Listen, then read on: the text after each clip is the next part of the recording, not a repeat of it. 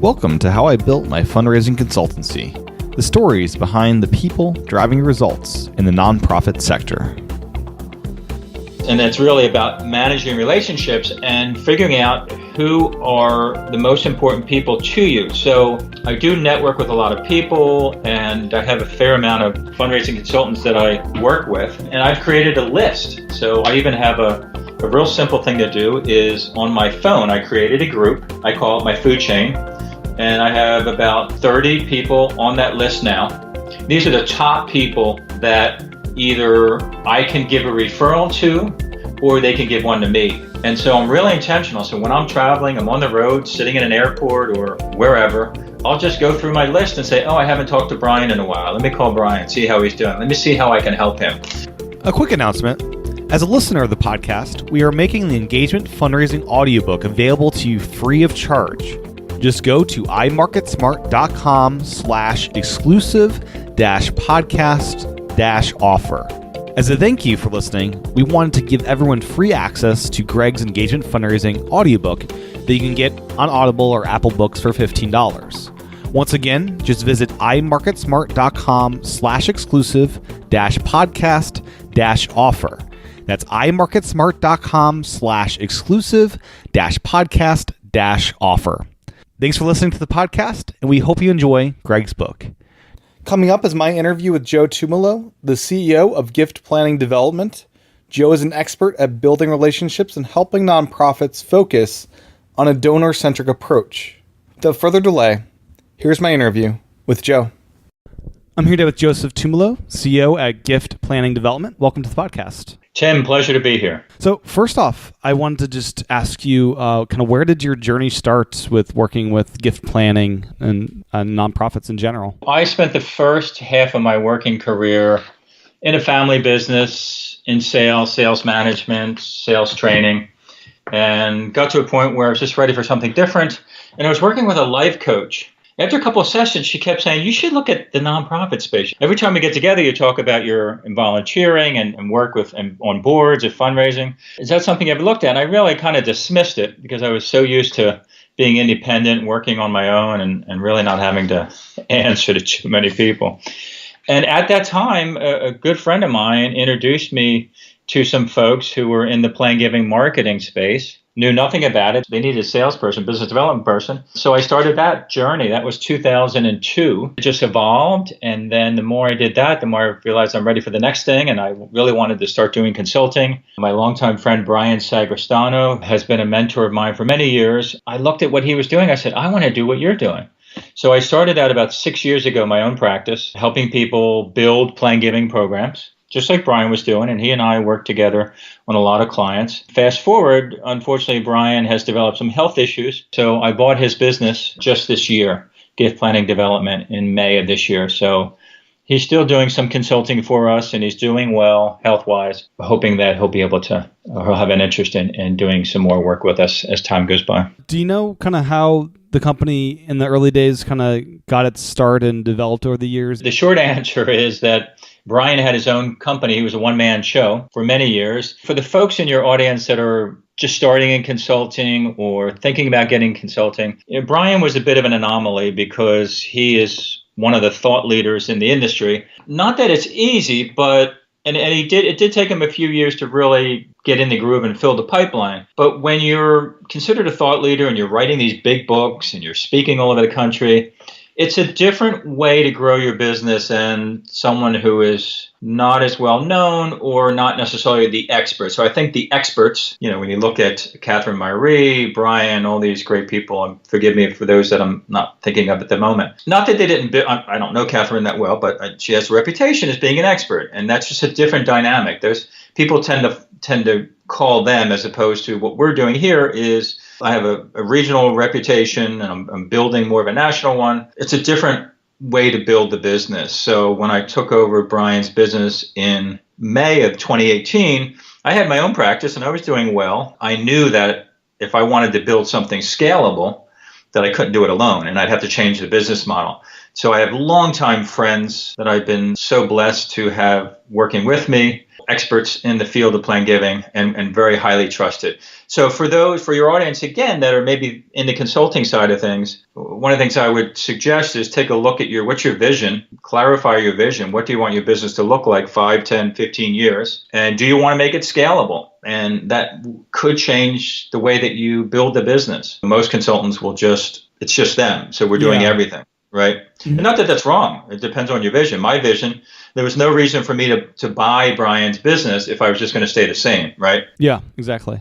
So I decided, you know what, I'm 58. I want to spend another 5, 7 years going at it really hard. And this is kind of a cool thing. It helps Brian and his family out. And it's an opportunity for me to try to build something scalable. Are you offering different services to the clients you worked with prior to what you're able to do now with a team in place? At the core is helping people get their plan giving program to the next level, where you're just starting or where they have a well-established program. That remains the core, but it's offering people different options based on where they are, based on their resources, the size of their team, their budget, financially, and being able to package it in a way that people can quickly relate to and say, you know what, that's a great package. And customize it as well for their needs. At the end of the day, the deliverables are the same, but just packaging it in a different way, hopefully in more munchable chunks, more easy to digest pieces. Yeah. So what's your day-to-day role look like as CEO now? One of the thought leaders, authors who really had a big impact on me many years ago is a gentleman named Michael Gerber. And he wrote a book called The E-Myth. He's still around. He's still going strong in his 80s. One of the big takeaways that I talk about, we're talking about it now, I talk about it daily, is we're either working on our business or in our business. And most entrepreneurs, and even fundraisers, spend most of their time working in the business. This is delivering the stuff that we're supposed to be delivering, responding to emails, we're generating proposals, we're working directly with clients, answering questions, we're taking phone calls, all important stuff. But if you really want to build your business and make it scalable, we need to be working on the business. So on the business is looking for new clients. It's developing marketing content. It's expanding your network. It's picking up the phone and calling other consultants, which I do on a regular basis, and asking other consultants, how can I help you with your business? And so those are all on the business things. So as a CEO with this new business, I'm really focused on or being conscious of how much time a week am I spending on the business. And I track that. So I have a goal right now, my goal is to spend 8 hours a week on the business. And that, again, that's in addition to all the direct client work I'm doing. And it's really interesting to really take a look at how much time you're actually spending in that role on the business. And I have that conversation with people in all types of industries, business owners, and it's really, it changes the way that you spend your day looking at, am I working in the business or on the business, and being conscious of it, intentional about it. Do you use a certain tool or app to track it, or is it just on a notepad? I use an online timer. There are a lot of free ones out there. Toggl, Toggl is one I use. Yeah. And I will track it. So when I sit down to do an on the business task, I will start the clock. And then when I stop, when I'm doing that, I shut down my email, Outlook, and I shut down my cell phone. And I'm usually doing it early in the morning when it wouldn't be client time anyway. Mm-hmm. Yeah. So you mentioned earlier partnering with consultants. How do you make the decision of if you need to bring someone on directly into the company versus partnering with another consultant? This business is so much about reputation and credibility and trust. So you have to be really, really careful about who you bring in. And again, I've been lucky. I have David Toll, I have Wayne Olson, Liz Kahn. These are people I've known over a decade, who are well respected, spent a lot of time with these people before I brought them in. It's really testing people to see, it's not just about being a technician, right? I mean, we all know people in different businesses who are really, really smart and really good at what they do. At the same time, they may not be good at follow-up. It may take a long time to respond. They may say that they're going to send something on a certain day and 3 days go by and we're chasing them, right? I learned it's not just somebody that's technically proficient. And nowadays, with everybody so busy, it's can they follow up promptly? Are they good with the details? Are they thorough? Can they think forward to be proactive with people? So I believe it's about, if you don't really know the person, testing them. Give them little low-risk things that they can do and just see how they act, right? Mm-hmm. And see if they're able to deliver that consistency. So if I may reference Michael Gerber again, the other big takeaway I got from him in his book, E-Myth, is pretend your business, you're going to franchise your business. And he used the McDonald's example, that if you were to go to a McDonald's in College Park, Maryland, or one in Little Rock, Arkansas, you're going to get the same experience. Why? Because they standardized and developed a process for everything they do so that the customer gets the same experience wherever they are and whoever's delivering it. Yeah. Now, that's an extreme example, and I'm not saying that we want to be that rigid where the client feels like, you know what, I don't want a take it or leave it. Clients want options, right? Mm-hmm. Don't give them a take it or leave it. Give them several options, right? Yeah. So I'm not saying to be that rigid, but when you start to processize, if that's a word, everything you do, then yes, I can deliver the same experience. So if David's working with a client, or Liz is working with a client, or I'm working with a client, the client is getting, yes, we all have our own styles, but they're getting the same content, they're getting the same process. Once we've done that and had that in place, then we can train other people to do that, to follow. Here's our process. You're going to come work with us. You may be a consultant and may be used to doing things a certain way, and I'm certainly open, receptive to your way of doing things. But if you're going to work with us, you need to follow our system and process. Understood. And what is the typical process like of getting a client up and running? We have surveys, we have checklists. Depends on what we're delivering. One of our deliverables is an assessment where their clients are paying us just to do an assessment, to come in for a couple of days and interview people and look at every aspect of their program. So that certainly is a different onboarding than someone who doesn't really have a program or has a very reactive program. But we always start with an assessment of the program, of the people. And then one of the things that I started integrating is having some type of measurable, which is really hard. Mm-hmm. So I'm part of a group of other consultants, Constellation Advancement, here mostly they're all over the country, but most of us live in the Northeast corridor of the U.S., and most of the other consultants are capital campaign consultants, which we don't do. It's just not our specialty. Yeah. Not that it's easy, but they're able to put an ROI on their work to say, if you hire us and you have a goal of raising $50 million, we can kind of get a sense, and the gifts are coming in, you're paying us. With Plan Giving, as we know, these gifts take a while to come to fruition. So it's harder as a consultant in our space to show an ROI, to say if you're going to spend X amount of dollars with us over a course of a year. But we can look at different metrics to see, is the needle moving? Are you generating more Plan Giving conversations? Are you adding more Legacy Society members? There are things that we can put in place. I always say I can't guarantee results, but we guarantee our work. Now, how much of the work is done virtually versus in person with the client? I certainly tolerate getting on planes and traveling. I don't enjoy it. I mean, I love it when I get to the client. That's fun, right? There's nothing like being face-to-face. That's really what drives me. I love face-to-face client work. I don't like air travel, so I put up with it, and so I try to do first session face-to-face, and then subsequently work on Zoom or Skype or something, one of the online tools. Yep. And most people are fine with it nowadays. I think for some clients, it's even less work for them. They don't have to feel like they have to entertain me or get a lot of work done. And the bottom line is we can charge less. If I have to get on a plane, it's at least 2 days. Even if it's a 1 day on site, it's still 2 days with travel. And it's 100% of your attention that whole day. Yeah. So I always tell people I can charge you. We can charge you less if we do some of it remotely. So people like that. So it's a combination, but mostly remote. And in your business as well, more and more people are accepting the online alternative. So your business focuses on Plan Giving, as you've said, and it's pretty obvious by the company name itself. How often do you start work with the client on Plan Giving, and they love the work you're doing, and they're wanting to have you help with major gifts or something that's not your specialty? Do you just say, no, that's not our focus, that's not what we do? Yes. Well, first of all, I mean, if we are, and I'm going to use a term that's thrown around so much, donor-centered philanthropy, right? It's so overused, but I think it's often misunderstood. What does that really mean? If we are truly, truly donor-centric, right, we're saying to the donor as fundraisers, we have all these options for you. We have annual gifts, we have pledges, we have major gifts, we have these deferred gifts. Here's my toolkit, and let's figure out what you want to accomplish through your giving. for us, the people we serve, and for you and your family and your legacy. And I'm going to offer all these tools. So there's a lot of talk about breaking down the silos in our business, right?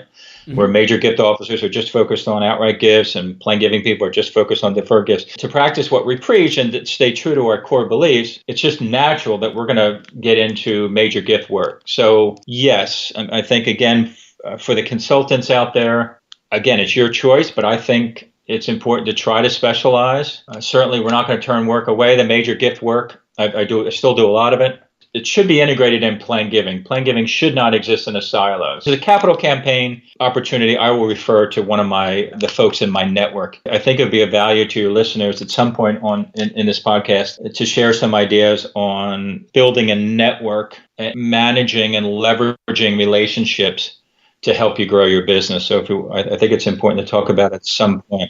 If you're friends with the capital campaign consultant in that network, that person would refer you work as well when it's outside of their scope of what they do. Absolutely. And I'm an extrovert. I like to be friends with everybody. I'm friendly with other plain giving consultants. There are several that I talk to all the time because I think it's important to have an abundance mentality. I believe for all of us, whether it's business or not business, my core value is it's all about relationships, and I really value relationships, and I'm very intentional about my relationships. I think there's a study maybe done or a book about relationships that says that we can really only have 250 or so real true relationships with people. We have acquaintances, right? Mm-hmm. Yep. But and even that's a lot. So I have a business coach I've worked with forever, a guy named Bruce Morrow, and he has a partner named Dave Hartman. And they have a company called My Food Chain, and they call it food chain management. And it's really about managing relationships and figuring out who are the most important people to you. So I do network with a lot of people, and I have a fair amount of fundraising consultants that I work with. And I've created a list. So I even have a real simple thing to do is on my phone, I created a group. I call it My Food Chain. And I have about 30 people on that list now. These are the top people that either I can give a referral to or they can give one to me. And so I'm really intentional. So when I'm traveling, I'm on the road, sitting in an airport or wherever, I'll just go through my list and say, oh, I haven't talked to Brian in a while. Let me call Brian, see how he's doing. Let me see how I can help him. So I'll typically get voicemail and I'll say, Brian, Joe Tumolo checking in. We haven't talked in a little while. What are you working on? How can I help you? Who can I introduce you to? These are the types of people that will reciprocate. Mm-hmm. I've qualified them enough to know that they're going to come back to me and say, well, this is what I'm looking for. At the end of that, they're going to say, well, what are you working on? How can I help you? So it's finding people who get it, who are open to reciprocating. I'll reference another great book that had a lot of impact on me by an author named Bob Berg, and it's called The Go Giver. So it's really about finding people who understand that you're going to get a lot more in life if you help other people get what they want first. It sounds corny, but it works. And so it's really about being intentional about your relationships and prioritizing these people. We can't talk to everybody. We can't go to lunch with everybody. We can't spend a ton of time, not to be rude, but at some point we have to spend time with the people that are going to help us move our business forward, and we in turn help them as well. Yeah, it's the same in fundraising. It's not friend raising, you're making relationships with potential donors. Right. Yeah. Well said. Right. So just like we have a system for qualifying donors, right? And I talk about that a lot when I develop content, my podcasts and videos, about always be qualifying. We're always qualifying donors to see where are they, what category are they in. The category of, I just moved on, I just really don't want to support you guys anymore? Are they in the category of, I love you guys, I'm going to keep sending you a check, but I don't want a relationship or don't want to do anything more? Or are they in that category of, love you guys, always open to conversations about doing more? It's that last category where we should be spending most of our time with the donors who are just love us, love the work, are engaged, and want to just keep going and looking for ways to do more. And of course, Plain Giving is a great way to help them do that. Yeah. So you mentioned referrals is a huge part of getting new clients. Are there other ways you market your company to get new clients? Are there other ways? Yes. Are there other effective ways? No. Okay. I mean, I mean, you guys do a great job. Market Smart doesn't. You guys, I look at you guys as the premier or the poster child, if you will, of how to market. And obviously, you spend a lot of time and money doing that. As a smaller business, it's hard to do that. I know your model keeps evolving, but you're certainly, I think, one of the better known doing it right. So all our business comes from referrals. I do the marketing because I just feel like I need to. I don't know if it works or not. And frankly, I'm in a spot right now where as I'm trying to make the business scalable, well beyond me or any one or two people, have to take a long, hard look at, do I really want to start spending serious dollars on the marketing? And that, again, for the consultants that are just starting out or really want to expand, I think that's a big decision. It's not like we have to build buildings. We're not buying equipment to expand our business, right? Mm-hmm. I think a lot of it comes down to the marketing. Yeah. The marketing I do now doesn't take a lot of time. It's not that expensive in the grand scheme of things. I get a lot of likes on LinkedIn and Facebook and YouTube. Does that translate to clients? I don't think so, because all the clients that we get, we're getting phone calls from people. So probably not a good person to ask, because I haven't figured that out, that part, the marketing part out yet, as far as our personal business development. Yeah. But I just feel like, you know what, I need to do it. I need to keep sticking our face out there in front of people. And hopefully when something comes up, they're going to think of us. So it's hard to measure. Yeah. So in the early days of your business as a just independent consultant, drafting up the contract, did you learn some things from that? Some errors maybe you made initially with just what the expectations were and everything like that? Another big influence on my business is a guy named Alan Weiss, Weiss. He's all over the internet. He has about 50 books. And the one that really, really had big impact on me is called $1 Million Consulting. I highly recommend it. He really gets it and has a process for consultants how to scale their business. And so I got a lot out of Alan's writings as far as a proposal. One of the big things that I've heard from people where we've been awarded a contract is they said, you know what, especially on the capital campaign side, we get consultants' proposals and they're boilerplate. I'm really not sure they're listening to our needs. So I think number one is the proposal should really show prospective clients you understand their situation and you understand what they're trying to accomplish. And then as you build the proposal and you start to lay out your deliverables, if you connect the dots, connect your deliverables with their challenges and their problems and show them exactly this is how we're going to address this issue. Then, as I said, offer them options. Don't give them a take it or leave it. Give them options. If you look at the psychology of threes, if you give a lower priced option, a mid-level option, and a high-level option, most people will take the middle options. Depending on what it is, we often like to give clients 3 options. On the deliverable, again, I like to add measurables. How are we going to measure whether this is effective, right? Mm-hmm. One of the stigmas, I think, with consultants in all industries is, well, I think there's 2 big ones. Number one, there's even jokes about it, that we're paying a consultant to tell us what we already know, right? Yeah. And I think the second one is we're paying a consultant to give us information that we're not going to use. And nobody wants to see nonprofits waste donors' money. So I think the proposal should really talk about the fact that we're only going to give you what you need. And we have to have standard processes, and we can't make everything 100% customizable, but we're certainly going to do that as best we can to fit your needs as the client and still be fiscally responsible as a business. So I think those are the big components, is showing the client you really understand the situation, tying your solutions to solve their problems specifically, give them options, and set the expectation up front to show them that we're going to do everything we can to make sure this is working for both of us throughout the length of our engagement. This episode is brought to you by us here at MarketSmart and Engagement Fundraising by Greg Warner. In this quick break, I want to remind everyone to go to imarketsmart.com/exclusive-podcast-offer to download the Engagement Fundraising audiobook for free. This offer is only available to listeners of the podcast. It's our way of saying thank you for listening, and we really hope you enjoy the book. Once again, go to imarketsmart.com/exclusive-podcast-offer to take advantage of this promotion, available only to listeners of the podcast. Now, back to the episode. With that, let's get to lightning round, just serious quick questions and answers. What's the best piece of business advice you've ever received? Former self-development guru, pioneer Zig Ziglar said you can get anything you want in life if you help enough other people get what they want first. What book would you recommend to those getting started and why? The Alan Weiss, $1 Million Consulting, because he lays every aspect of your business out, and he has a process. I love process and structure. What's your favorite personal productivity habit? Writing out calls that I need to make that week. Monday morning, I write out on a piece of paper the donors I need to call that week. And then for my personal business growth, I write out the people that I want to call for my business.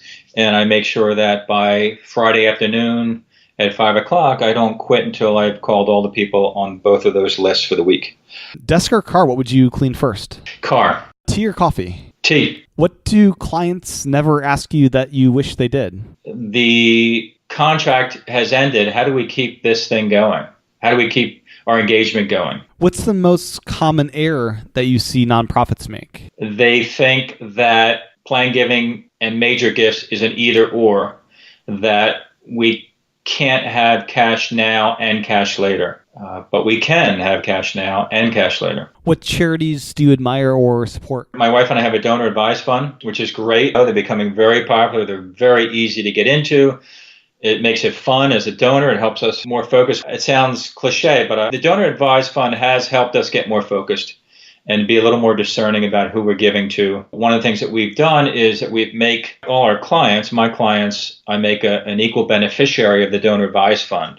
So when my wife and I pass, and we don't have children, but when we pass, whatever's in that fund will be distributed to all my clients over the years. So it's a way for me to show clients I'm invested in them. And it's just a great way. I recommend this to all fundraisers, consultants who are, whether you're focused on plan giving or not, is to be a plan giving donor for a couple charities. And so you know what it feels like to actually to do that. We do have a fund that we've developed, an endowed fund at Penn Medicine, University of Pennsylvania, in the brain cancer research department in memory of my sister who passed from brain cancer. So I do a lot of personal fundraising to build that endowed fund to fund research to find a cure for brain cancer. So that's a real near and dear cause to our hearts. Yeah, wonderful.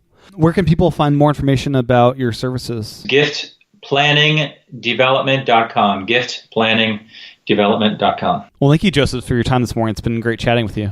Likewise, my best to all. And I'm happy to, if anybody has any questions, they can email me, joe@giftplanningdevelopment.com. Always happy to share what I'm learning on my journey. Great. Thanks, Joe. Appreciate it. Thank you, Tim. Thanks for listening to this episode of How I Built My Fundraising Consultancy, presented by MarketSmart. If you like the show, make sure to review it in Apple Podcasts and pass it along to a colleague. I also wanted to remind everyone to visit imarketsmart.com/exclusive-podcast-offer to download the Engagement Fundraising audiobook for free. Once again, that's imarketsmart.com/exclusive-podcast-offer. Thanks for listening.